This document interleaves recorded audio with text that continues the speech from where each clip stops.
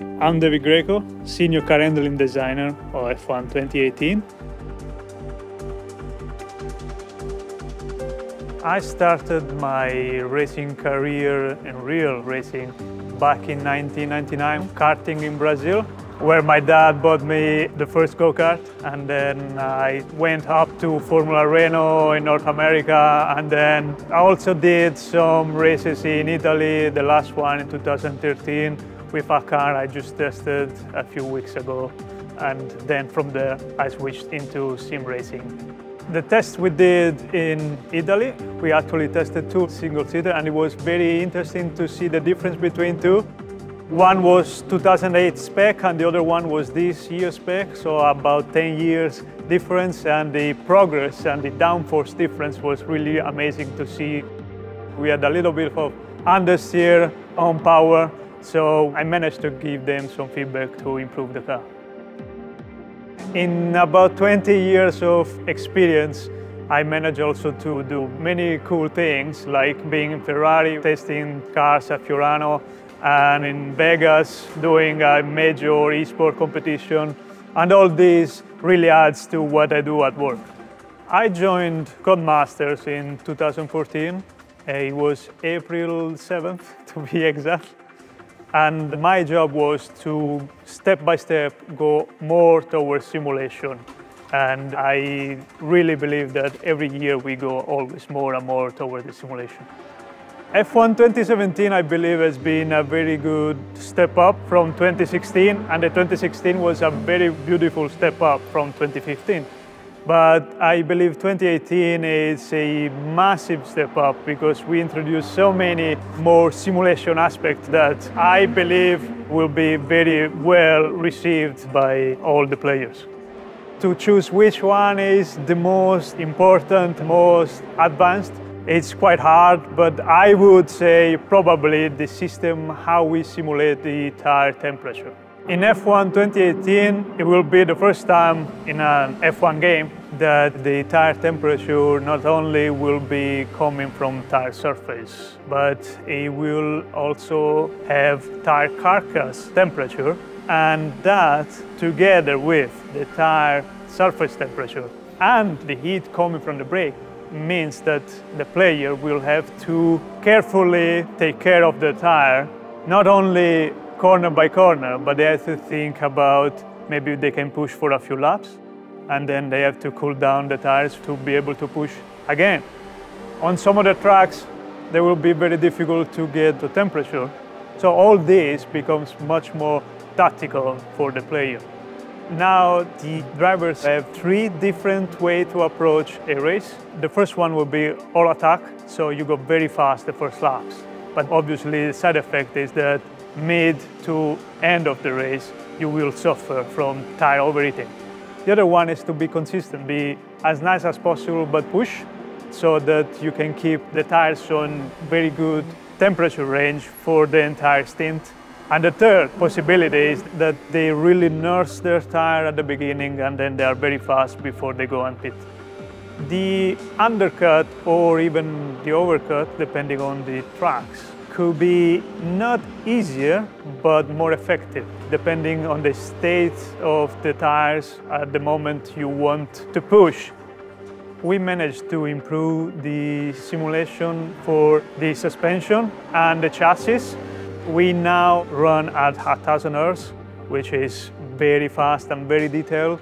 And now you feel totally connected to the car, what's happening to the chassis, to the suspension, and to the tire. The shift of the weights are much more noticeable. And also the curbs and bumps now can actually upset the car. And the player has to think, is it okay to attack that curb or is it the curb too tall? The force feedback, you feel not only the tire, but you feel the whole steering column and the dampening that is around the steering column. Because the suspension has improved and the chassis and everything around is improved. Therefore, if you go on a curb and you have a double bounce or three bounce, you actually feel the three bounces on the wheel, something that before we wouldn't be able to feel. In F1 2018, The player can actually change the ERS, which is the energy recovery system. While racing, the ERS can be deployed using the MFD, the multifunction display that we introduced a few years ago. Just like changing the fuel mixture, you can actually change the deployment mode of the ERS. On the OSD and on the steering wheel, you can actually see the level of the energy that you have by a bar and also a number that tells you how much battery you have. And then you have the deployment bar, so how much you are deploying and how much you can deploy per lap. And harvesting, the same thing as deployment, but how much you are harvesting and how much you can harvest per lap. It will introduce a key element of tactic to the whole game, because you might end up in a situation where you have to defend, or maybe somebody in front of you makes a mistake and it's your time to overtake, or you want to do an overcut, but you were using too much energy and you don't have enough energy to do those 2-3 laps before you go into the pits.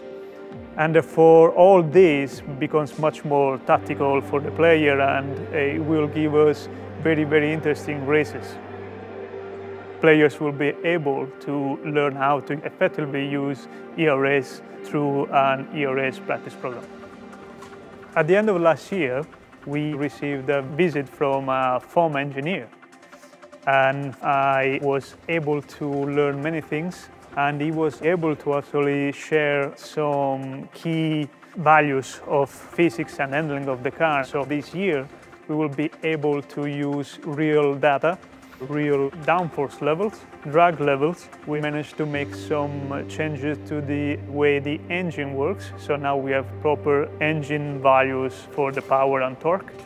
And also, I have to be thankful to him, because the idea of all the bulk and the carcass temperature actually came from him. And we actually together developed the best way that would be introduced in our game. I was able to compare to what I had done the previous years. And I was quite surprised that I was very close on downforce levels already. Not too close in the drag levels and the engine power.